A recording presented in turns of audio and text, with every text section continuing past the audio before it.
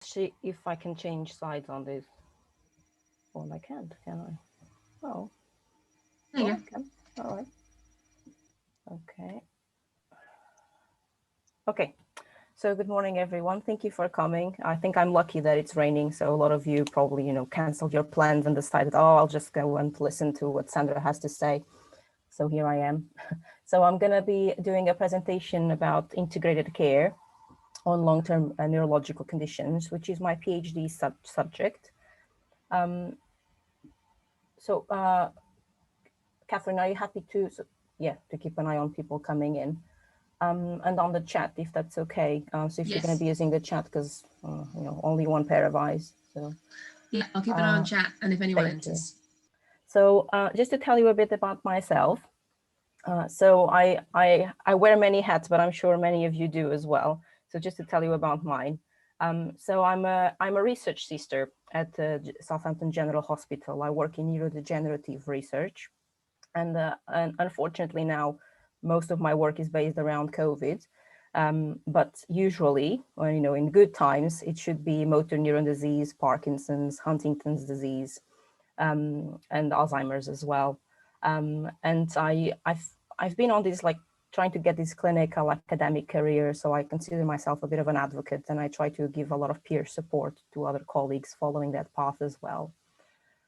So thanks to you, I'm now a PhD student. So as I said, I've been here a year ago, a bit in a rush, like trying to present the project and listening from you of the challenges or things that I should be thinking about. And that was really useful. So I've put that feedback on the application. I remember very clearly talking about, for example, the voluntary sector, and you guys telling me like, well, what about commissioning, and what's going to happen, financially. So all of that went onto the application of things that I need to consider. So we've secured that funding. Thank you very much. So I started my PhD in October. So virtual high five to you all. And then in terms of so family, I'm a mother and a wife, and most of my family is actually all my family apart from my husband and daughter is in Portugal. So of course, with everything going on, just you need to keep a closer eye on them. And then there's a section that I call the Mother Teresa, which is things that I'm involved with, which it's as a hobby or charity, but things that are really interesting, but that don't fit in any of the other categories really. So I'm coordinating a support group for Huntington's patients on their early stages of disease. So we've had our first virtual session 2 weeks ago. And then I'm a member of the Optim Park project, which is a Parkinson's European project. And I'm also recently joined actually the Palliative Care International Group for the Portuguese Palliative Care Association. And then I'm here today because not happy with having a scholarship that funds 50% of my time to work on a PhD. I thought it would be really a great idea to go for one of the most competitive awards that exists nationally, which is a clinical doctoral research fellowship from the NIHR. And why am I doing this crazy move? It's because instead of having those two sections separate from between my clinical and my academic interests, I wanted to develop a role where I can have those joint interests. So that award that I'm applying for in April would give me the chance of having those interests joined. So that would be really helpful. It would be less a hat. So I want you to help me, if possible, going through these 4 sections. So I want to discuss my PhD topic or my project for the clinical academic doctoral fellowship. I want to discuss the research questions for the project plan, and any challenges or considerations that come through your head throughout the presentation. So I'll talk a bit about the problem. I'm more than happy for you to, to have a dynamic discussion while I'm doing the presentation. But if you're not happy with that, we can just discuss in the end. So the problem is the care fragmentation. So what we're aiming for is integrated care, which by itself is a bit of a complex subject, and different people will interpret it differently, and not just people, countries itself interpret things differently. So we're taking on the definition from the World Health Organization about trying to get coordinated care between different settings, between different sectors. And that means getting articulation between health, social care, community, voluntary sector, all those, trying to get them to collaborate together for the person's need, for the individual needs of each person. So the problem at the moment is that the care is disjointed. So they work in like silos, let's say it, and that just becomes actually more costly as well. And with long-term neurological conditions being so prevalent, and people thankfully living for longer, that means a lot of social costs as well. So people say that their needs are not being addressed, which is, really the biggest problem. And from all the long-term conditions, people with long-term neurological conditions are the ones that have lower quality of life. So they experience a lot of anxiety and depression, for example. And that really makes me think, why, what is it that's happening in the other conditions that's not happening in the neurological ones? And how can we improve care for people with long-term neurological conditions? And one of the other difficulties that people explain is that it's very hard to navigate care. The care is so complex, again, because their needs are so different, that it's hard to find like who to talk to in certain situations, or who's available to discuss certain problems, or who can help me complete this form. So that's what people have been reporting. So I'm just going to try to. Sandra, yeah. Don has a question. Don, do you want to unmute yourself? Yeah, hi Sandra. Hi. It's just a particular point to reinforce your disjointed and costly care. I mean, you're not looking at just the clinical side. By discussed integrated, you mean the whole package, the holistic support. Because my mother-in-law sadly just died Sunday. Oh, I'm so sorry to hear that. I was her power of attorney and what have you. And one of the things that I spent an inordinate amount of time doing was liaising between even a single organisation like the county council, between the adult services, the paying for care, the billing team, just to get effective care for her. And then that was disjointed from the district nurses, that was disjointed from the hospital.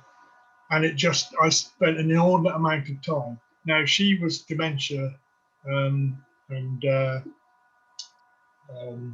Alzheimer's. She had a mixed dementia.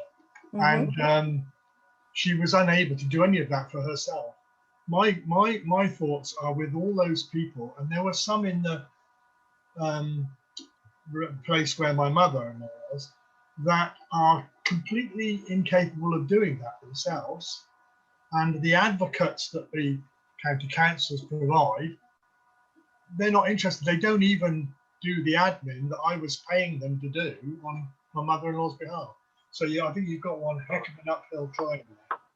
Thank you so much for sharing that, Don. So that's precisely the core of the problem. And then you're trying to do one thing from the multitude of things you need to think about.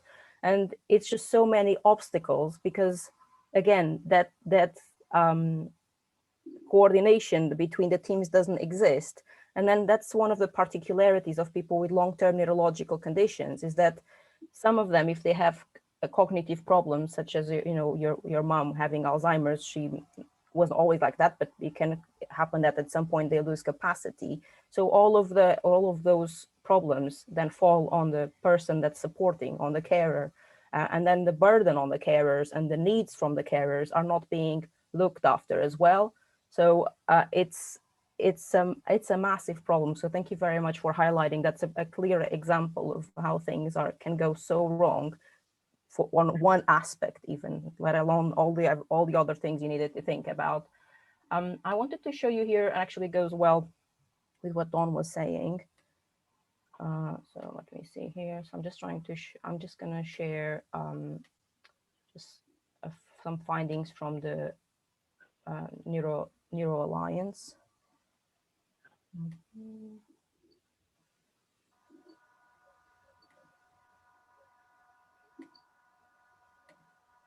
Okay, can you see a PDF form? Yes, it's come up. Okay, good. So this was a survey completed by the Neurological Alliance in the UK in 2019. They've had 10,000 people responding to the survey. So these were patients with neurological conditions and carers.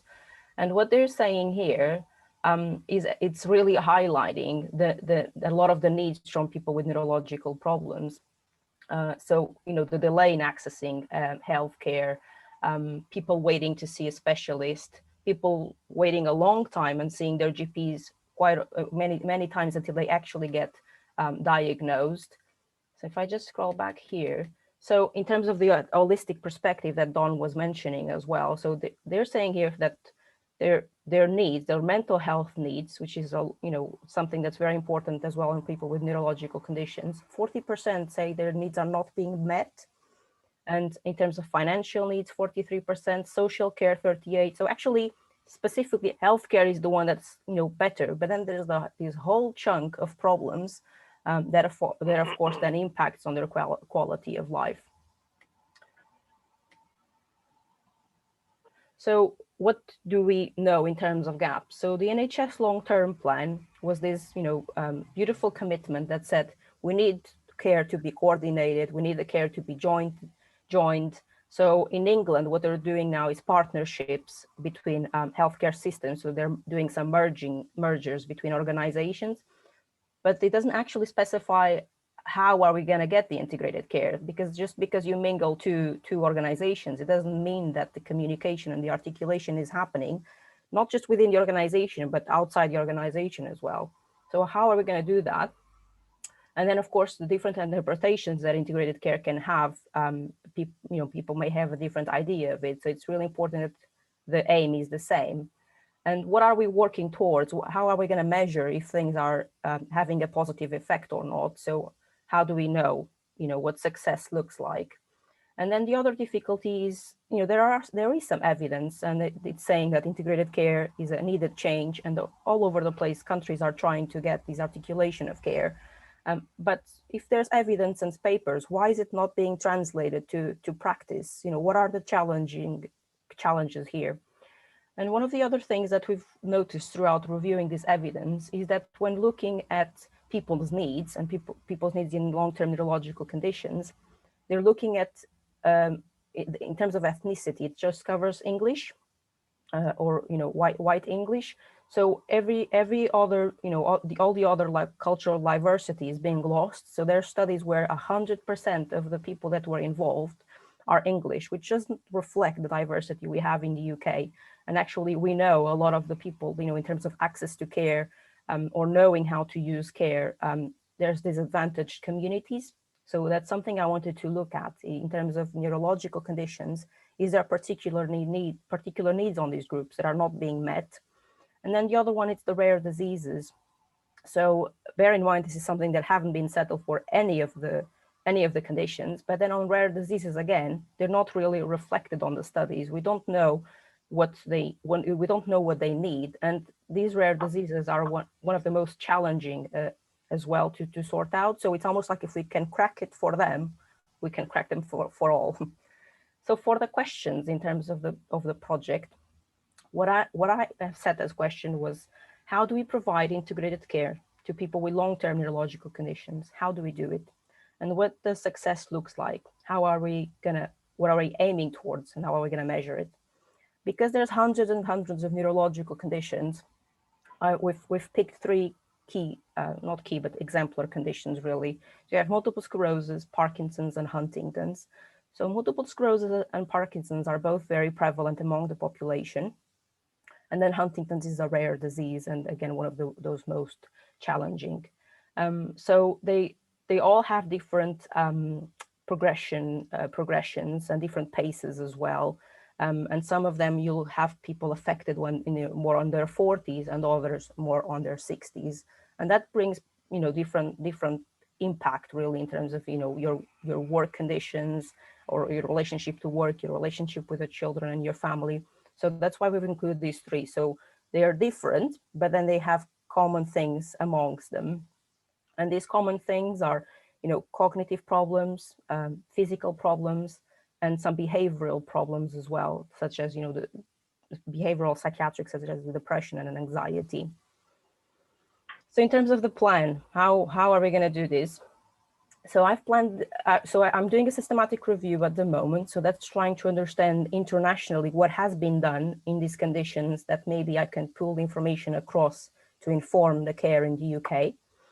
And then I'm going to map across the UK care. So how is care provided to people with neurological conditions, resources distribution, access to specialist nurses, and how are the patients and the carers experiencing that? Is it working for them? Are there regions or ethnicities that are mostly affected? So just trying to make a map of the care across the UK.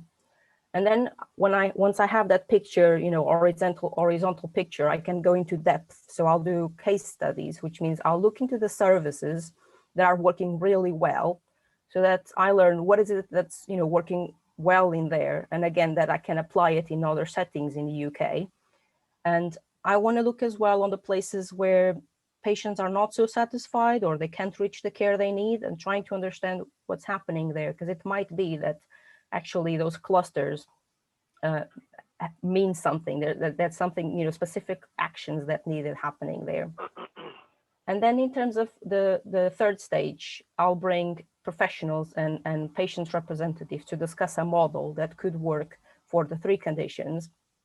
So to try to come up with this guidance that could inform the next steps. So the next step then would be dissemination, because one of the things I notice is that if the evidence is there, it's not being translated to care, to practice, we need to involve, politicians, councils, the people that have the money, because a lot of it, I think it's about commissioning services as well, and try to get them along and collaborate with us then in testing the model and comparing the differences between normal care and these product of this model care for neurological conditions. So in the end, what we really want is to improve the quality of life for patients and families living with neurological conditions. We want joined up care. We want continuity of services, just because people move, to another location or because their disease has progressed, the high standards of care need to carry on. And actually, one of the things that Neurological Service showed is that only 10% of the people have a care plan, which means, if you lose capacity, and if your mom loses capacity, if a plan hasn't been decided, that's an ordeal itself. And we want to provide a person-centered care. So like just bringing all those strings so that it's all one integrated care. Now, it sounds like this is not a PhD project. This is more like a work for life. So I really need to go on baby steps. So if my aim is to get that guidance, that model down, the crucial points for the three conditions that then we can try and spread across the country. Now, I'm waiting for you now to come up with your feedback, and yeah, do grill me, because I much rather you grilling me than the panel. So let me know your comments. I'll stop sharing now and I'll start making some notes. Thank you very much for your time.